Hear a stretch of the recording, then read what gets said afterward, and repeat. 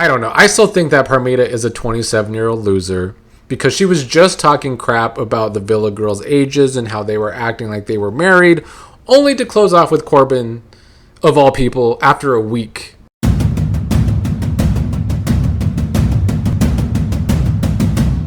What's up, everybody? I'm hella behind today, but I still wanted to give some thoughts on last night's episode of Love Island USA, where we had the Amora and Carl comebacks. Carl meeting the guys for the first time, talking about how he is still looking at Annayia, but it did kind of hurt that she didn't choose him.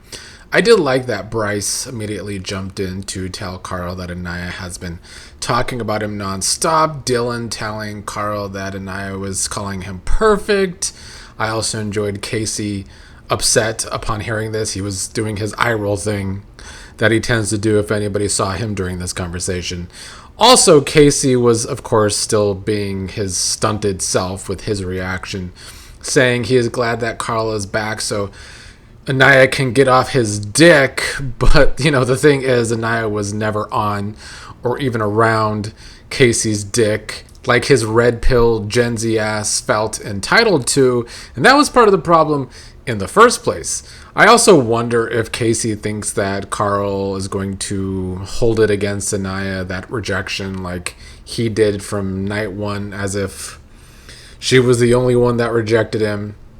With Amora coming in, Sincere is drawing hard boundaries as if he actually has any. That's one of the biggest jokes of this episode, is Sincere acting like he's going to pull hard boundaries out of his ass for the first time. Amora talked to the girls and was disappointed that Sincere didn't bring her back, and she felt like Sincere used the experience as a hall pass. Melanie talking about how she just wants Sincere to be the best version of himself, and she's not jealous right now, but she still doesn't like the way Sincere makes her feel. Again, it's giving a scenario where, a woman just wants to really fix their man. But when you put yourself in that position, especially in a relationship that's been so short, that's when you come out not having respect in that relationship, which is where Melanie is. Amora was also telling some of Zach's things when she was with the girls, saying Zach had a time, not as bad as KC, which of course sparked Kayda's wanting to know more. But the grown woman with the middle school nickname wanted to put a stop to things to protect the guys, that being Titi. Tiara pulled Amora for a chat, which was quite awkward timing when she did it, because Kayda was saying that Amora was going to say more about Zach and then got pulled away.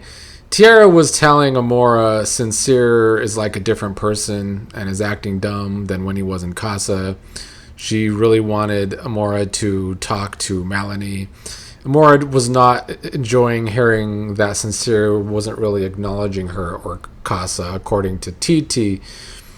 Titi also said that Sincere is like the most toxic one, getting a pass for it. But I think Titi definitely did want Sincere to look like the biggest villain and not Casey, because that's who Titi is with. Titi showed her cards in this episode, in my opinion. You can see that Titi is trying to manipulate things and play the game, similar to Zach. That was definitely the vibes Titi was giving off, because she was very fake in this episode. You would think that also Titi would have been pushing KC to talk to Annayia so he didn't look like the biggest villain in the villa.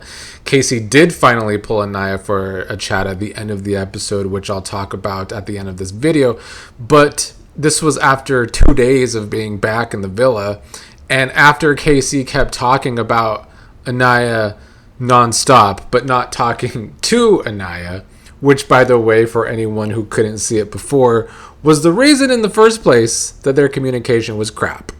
Casey could say so much shit behind Annaya's back, but not to her face, and then still afterwards, same old shit. Carl did pull Annayia in this episode.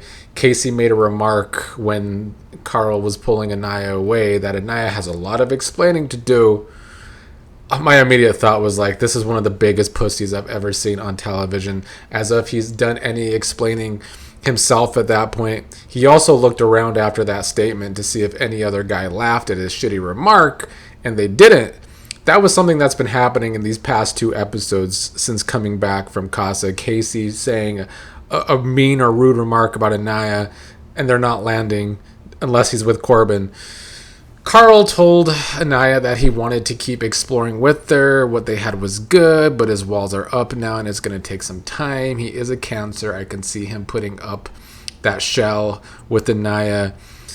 Although there is only like a week left, so those walls are going to have to come down quicker than he's going to want them to. Carl talking about how he doesn't want to look like a pick-me, and they hugged. She's grateful that he still is willing to explore. He wants to take it slow, and she was thanking America for voting Carl back in. And yeah, so Carl needs a minute.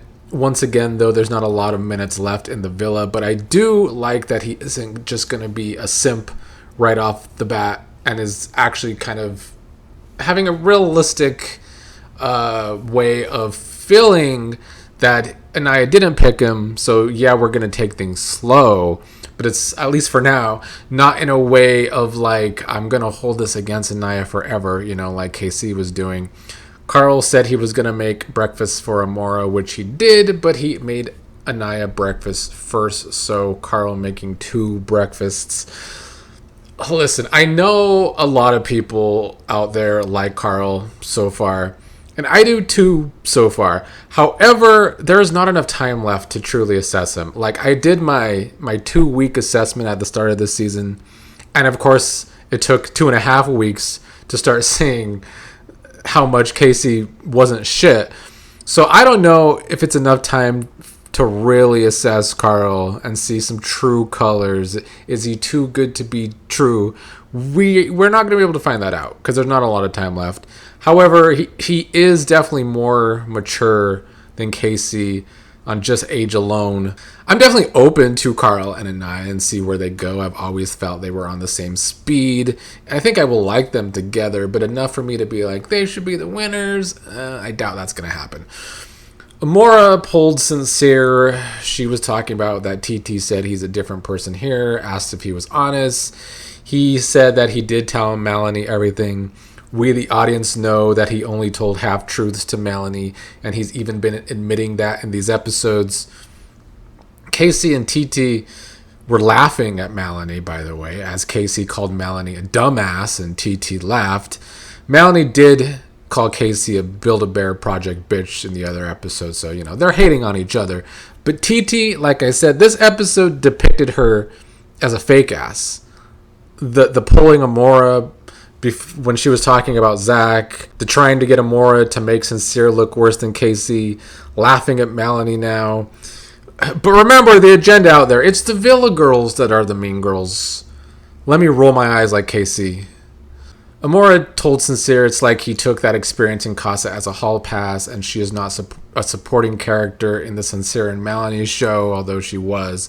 But I think she wants to try and change that now. He said that she's happy she's here. They hug it out, and he called her Big Dog, which was kind of funny. But yeah, I mean, I guess that was his way of friend zoning her. Sincere pulled Melanie, said that he should have been more transparent. Melanie said that he was bumping and grinding in bed, so he did act like it was a hall pass. But his excuse is it wasn't a better connection than them. Melanie said that he has her drained. She can't keep saying fine. Maybe he is not right for her.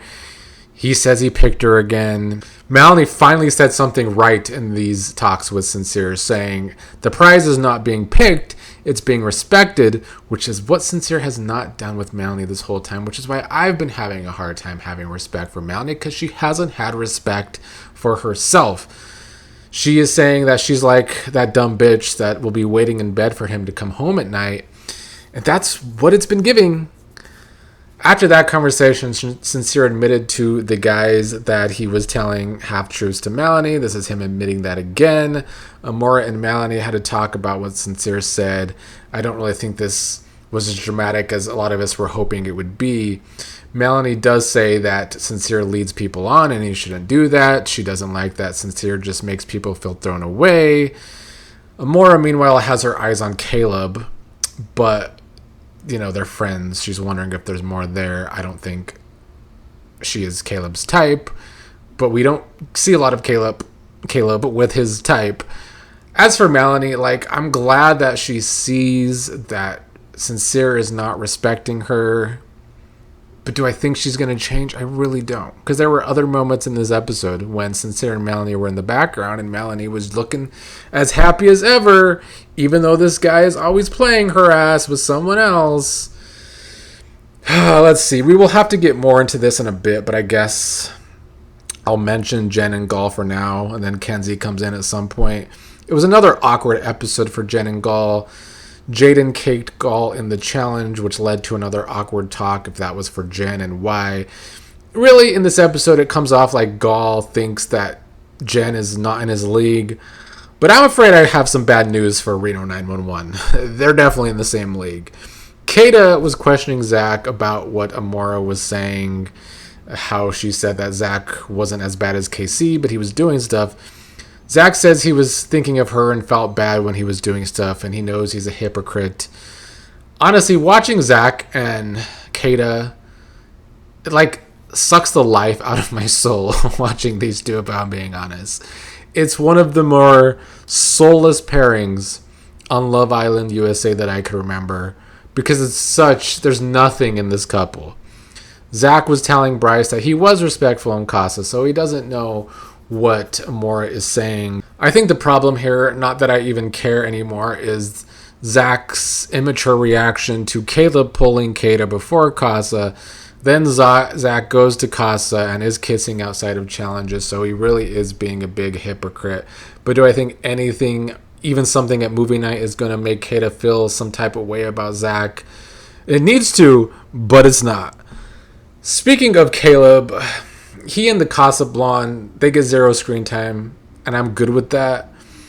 It kind of speaks to production's horrid format this season, though, because there was not enough bombshells before Casa, which means there was not enough eliminations, and because of that, there is definitely too much dead weight left.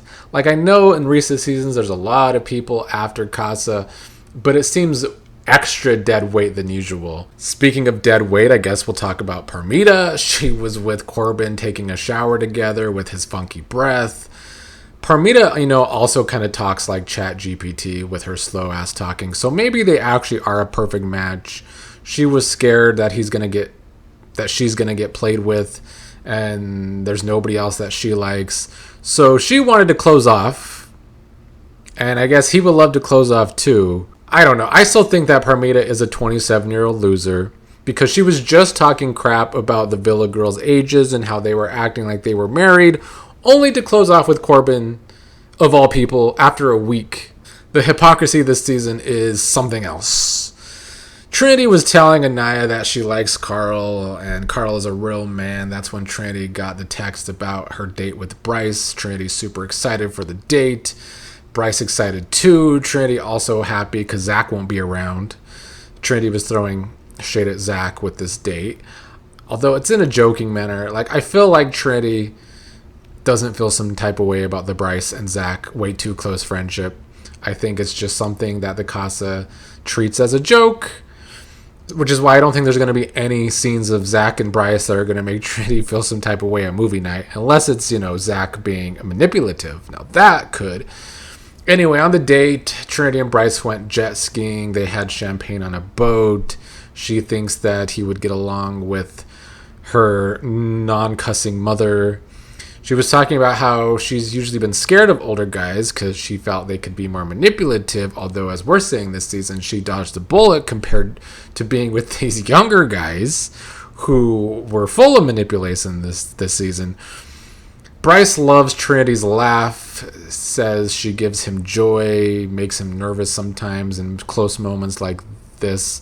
Meanwhile, she's saying Bryce makes her feel calm, which is, I think, what women really like to feel in a relationship, especially early on. Calm and comfortable, although I do think there needs to be an attraction there.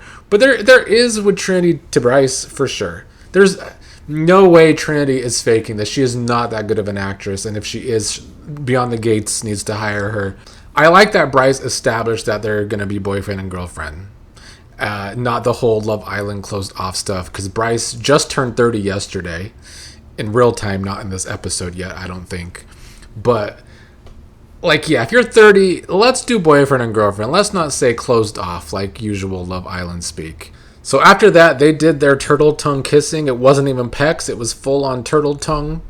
And it was the best date she's ever had, Trinity says, which I mean, she's 22, so I'm not surprised there. When they returned, Trinity told the girls that they're boyfriend and girlfriend now. The girls excited. Trinity also told Zach that she took his mans. Another joke towards Zach where Bryce is concerned. Trinity's still saying she really likes him. Trinity seems to find the age gap hot because she was talking about how now she could tell people her boyfriend's 30. And like I said, he is 30 now in real time. That night, also, Trinity sealed the deal with Millennial Bryce, our one millennial in the house, when she was wearing the boots with the fur. I just know that Bryce enjoyed that. But Bryce was also looking at Trinity with lust in his eyes for maybe one of the first times when she was coming in on that outfit, when she had on the cargo camo jeans or whatever they were with the boots with the fur. Bryce was enjoying the show. So Bryce and Trinity still are obvious top couple. And while I'm like not super gung-ho about them, I do like them. Also, the scamming allegations are annoying to me more and more because people are being over the top about it. There are definitely fans trying to make it seem like this is just all fake. Everything about it is fake. And I don't buy that everything about it is fake. But also the people that are like, this is the script to win. What the fuck are they talking about? People are acting like a white guy, black girl couple is the way to scam on this show. Meanwhile, that kind of couple's never won. That combination of couple has never won on this show. Do people not know that Nick and Olandria lost last season? But at that same time, like on the flip side, I find it interesting how much people are so into Trinity and Bryce, but were so against Nick and Olandria last season. And to me, it just really proves the power of the edit, because Trinity and Bryce are getting an edit, whereas Olandria and Nick were not getting an edit outside of the first week and the last couple weeks, even though they clearly had a close relationship the whole time. Nick has since talked about scenes that didn't make it into the episodes. But why it's funny to me is that even without such a big edit last season for Nick and Olandria, you can see how much chemistry as a whole they registered together. Whereas Bryce and Trinity as a whole, their chemistry, I don't even know if it registers. You know, I've been saying the whole time, they have goofy chemistry, but it's not like this, wow, these two are really meant to be. They're really hot together. That's just not there. All that being said, what else can we root for? They are getting the winning edit for sure, but also like, where is the love with all these other couples? Quickly, Kenzie loving the attention from multiple guys again. She ate breakfast from Dylan. Gal made her coffee. Corbin did pull Kenzie for a chat to apologize for hurting her feelings. Corbin pulling Kenzie to apologize before Casey pulled Annayia to man up was wild to me. I guess Casey had to see his pack leader Corbin do it first per usual. Kenzie was not really having this apology. Kenzie did, however, blame Corbin for not giving Caleb a chance, which was fucking ridiculous. She needs to blame the fact that she is lustful for that, which is something she never wants to admit to being. Kenzie felt like Corbin wasted her time. Corbin said that she can accept his apology or not, but he wishes her the best, and then she just walked away like a good Sagittarius. Gal, meanwhile, started an argument with Jen, honestly, just to break things off. That's exactly what Gal was trying to do, saying that he feels like the girls are less open to him because they feel like he's Jen's guy, even though Jen has been telling Gal he can explore. So, yeah, I felt like this was Gal creating an argument with Jen to break things off. He used Jen to get in the villa, and now he's ending it. But honestly, I don't know what Jen saw in Reno 911 in the first place. So Kenzie pulled Gal. Meanwhile, Zach was talking to Dylan about how Kenzie is never happy. She's always exploring. Zach has to have a thing at movie night where he's always messing with the guys' heads about their girls, because he was doing it again here with Dylan. Although Kenzie was also doing it herself. Kenzie loves her friends' men, or at least loves them to give her attention or be attracted to her or something. Gall was talking to Kenzie about how he only had 2 girlfriends because if it's not headed in the long-term love direction, he doesn't want it. Gall, is that really why you only had 2 girlfriends? Because I wonder how many boyfriends you've had, Gall. Anyway, they kissed. I'll give the Casa girls this. They were right about Kenzie when they were talking shit about how Kenzie likes whoever likes her, because that's exactly what Kenzie be doing. Because I know everyone likes to say, well, the point of this show is to explore. Yeah, Kenzie's overdoing it. Kenzie is exploring just to explore and not actually trying to find a real connection, which is also the point of the show. In fact, I would say that's the bigger point of the show, is, trying to find the love on the island. To end this video, let's talk about Casey finally pulling Annayia. This coming after, like I said, he was talking about Annayia the whole time, but not talking to Annayia. He didn't want to talk first, even though he was the one that pulled her in the first place. Annayia felt like Casey was being disrespectful, especially when he first came back with Titi. He was looking down, and then he let Titi speak for him, which Casey disagreed with, but he was wrong because Titi was definitely speaking for him. Casey says he was forced to be defensive because of all the anger. She says he should have been noble, but he tried to be the victim. She says he was being a coward, which he did not like that truth bomb. Casey was also being the victim too, like Annayia said, because he came back to be like, oh, you were not in my door at night 1. When all he had to say was he found a new connection.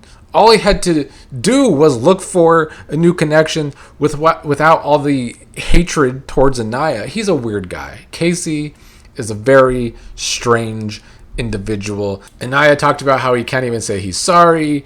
He then said, hey, I'm sorry, are we good? Is that good? Which was a terrible apology. I feel like she kept trying to get the apology out of him after that, which he kind of did. Casey said that the last thing he wanted to do was make her feel like shit, when that's exactly what he wanted to do. He did talk about how their communication level was bad, which it was, but that he allegedly regrets that it felt like he didn't give a fuck. But then, and to quote, Annayia said, and I feel like you wanted something else, and Casey said no, because something else wasn't there yet.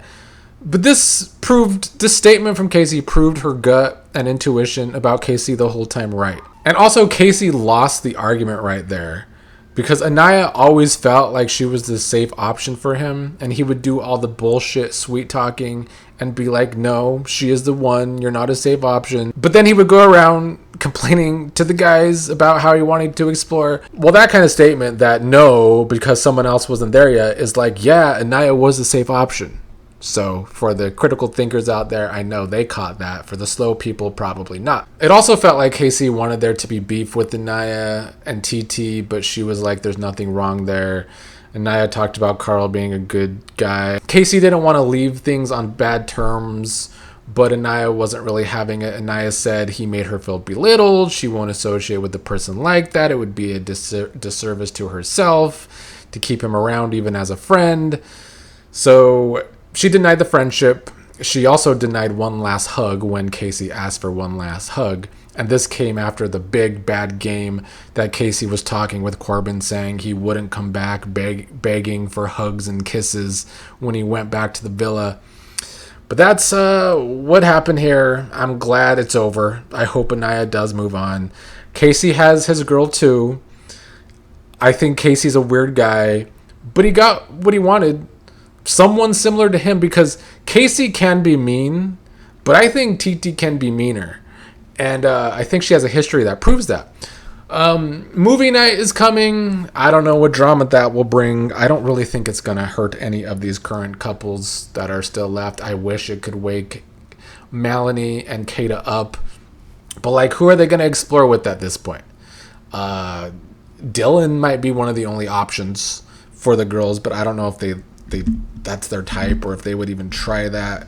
So yeah, I think movie night's just going to be more drama against Casey and Sincere, maybe Zach, but like, will it change anything? I don't know.